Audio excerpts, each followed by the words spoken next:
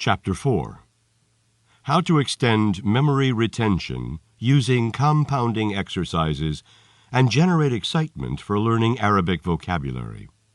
This chapter will be useful for anyone memorizing Arabic vocabulary, but especially for those who need to learn the language for purposes other than pleasure.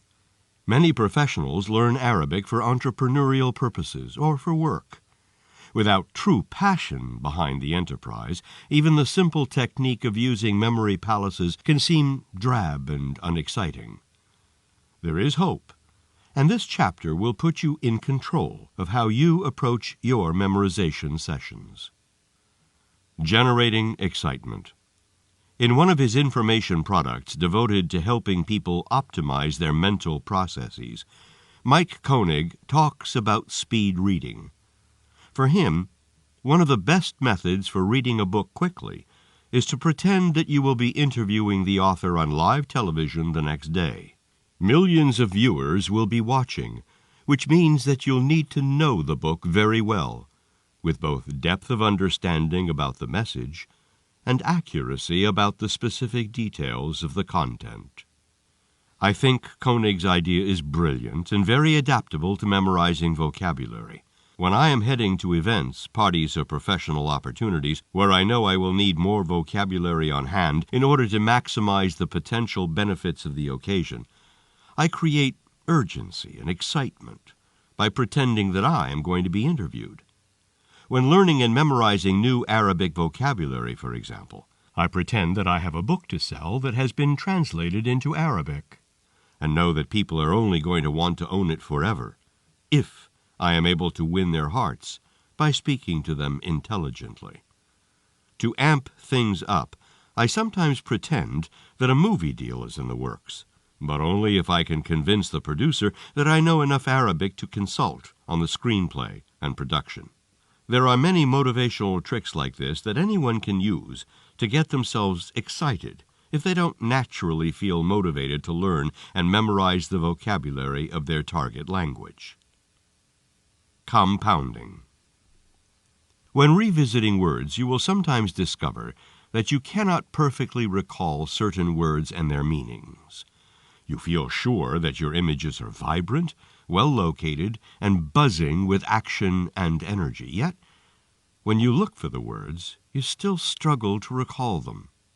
This can lead to stress and anxiety, because you know that without being able to call them to mind easily and effortlessly, you are going to be self-conscious about struggling when speaking or taking a test, and the thought of stress alone will make you even more self-conscious. Relax. Refuse to be frustrated or concerned, because this is simply an opportunity to compound your memorizations. Many of my students feel that they want to replace the original images they've created, but I caution against this because that can leave fossils that will only confuse matters later.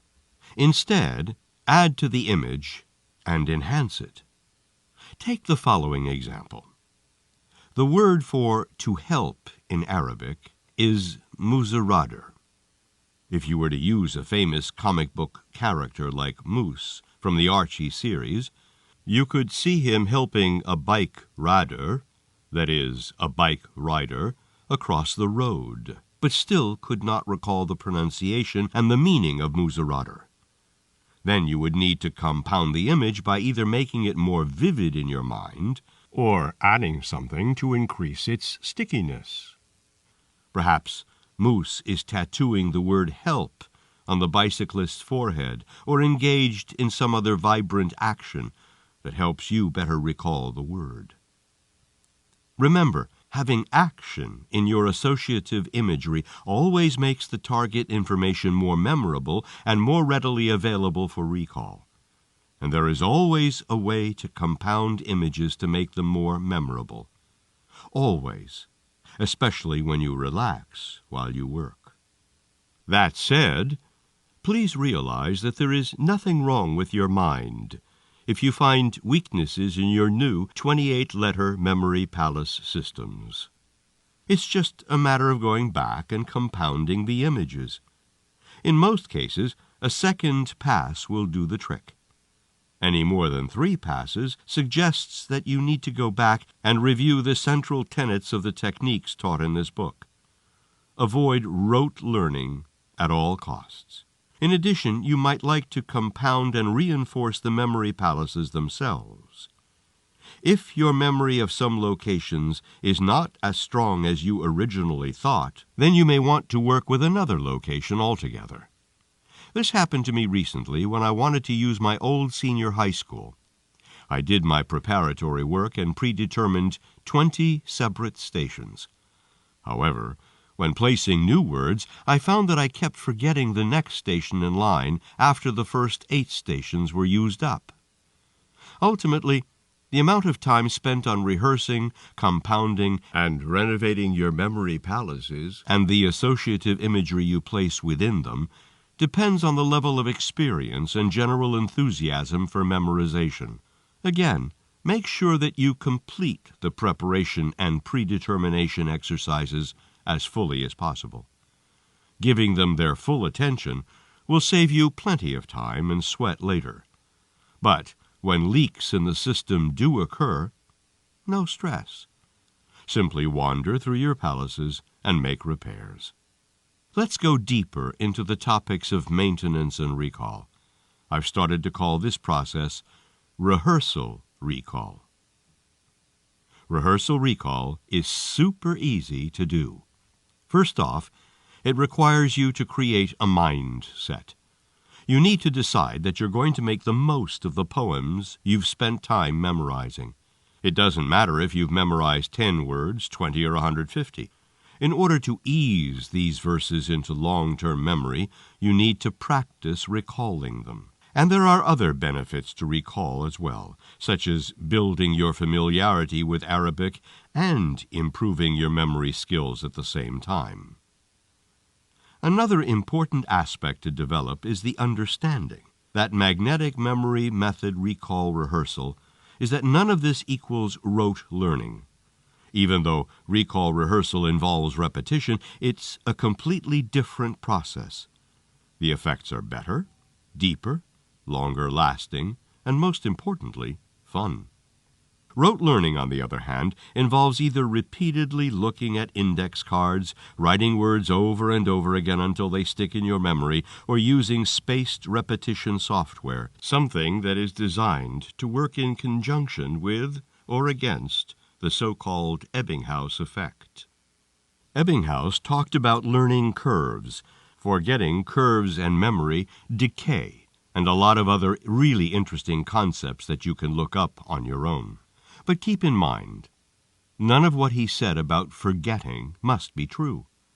Evidence suggests that mnemonics, the memory techniques upon which the magnetic memory method is grounded, can overcome the forgetting curve with remarkable accuracy.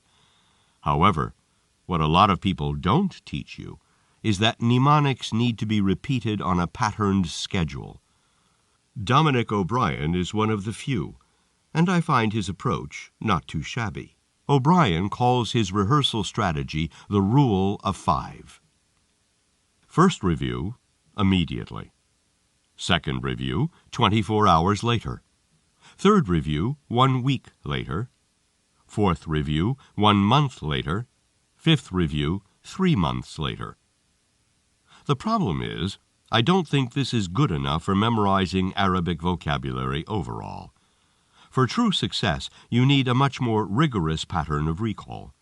That said, including the basics of O'Brien's methodology is a very good idea in addition to magnetic memory method recall rehearsal.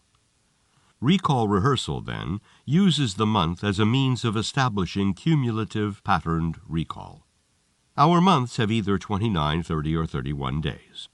Because most of us are working with the Latinate alphabet in one form or another, we can essentially assign 5 Arabic for recall rehearsal on each day and cover the 150 inside of a month. Thus you can rehearse 5 on day 1, 5 on day 2, and keep going until you reach the end, at which point I suggest you reverse the process. Better yet, if you can rehearse 10 Arabic words a day, you can get through the entire 150 much quicker and therefore cover more ground and create a denser compounding effect.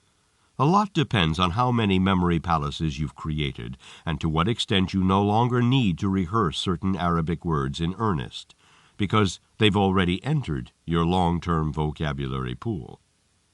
Keep in mind that all of this is going to work so much better if you are also engaged in regularly reciting at least some of your new vocabulary from memory. In this way, you'll be drawing upon the mnemonics you've created, which amounts to strengthening your overall memory abilities, creativity, and building fluency. Everything is a package that works together when you put everything together. It's as simple as that. Of course, time is involved, and in order to help you with that, I've written a book.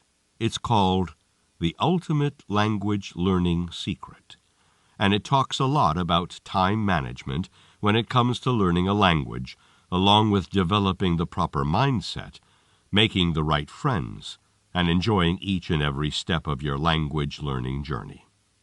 Here's the good news. If you haven't already got the Ultimate Language Learning Secret, you can get it, sort of, for free.